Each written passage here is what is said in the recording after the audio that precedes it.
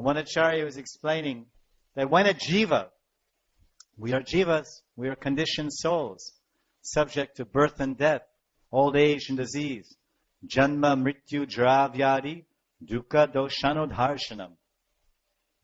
So many miseries we undergo, so many sufferings, difficulties, anxieties, tensions, setbacks, losses. It's a struggle for existence. Prakriti stanikarshati.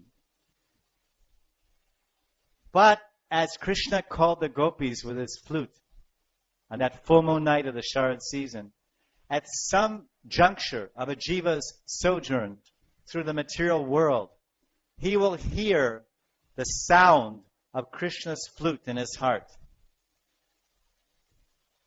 Krishna's flute will come as a voice.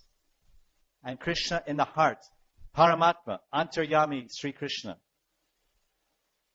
he will speak to that jiva in some life and some planet at some time in eternity. When the time is right, he will call, oh conditioned soul, oh my son, oh my daughter, oh you are my relative, you are my part and parcel, you are my beloved. Please, I'm calling you by your name. You please come to me.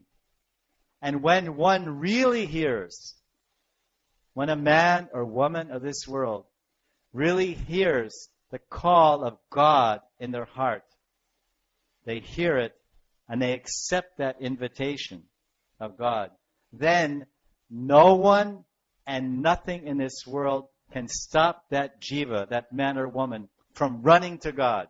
Full speed. No relationship, no consideration, no position, fame. What will so-and-so say? They will run. It's very rare. I'm not advocating that everyone says, all the husbands tonight will say, oh, Patni, suno, I heard Krishna's call.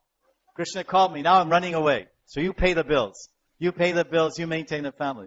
God is calling me. So he runs away from Bombay, he goes to Delhi, and he meets another girl.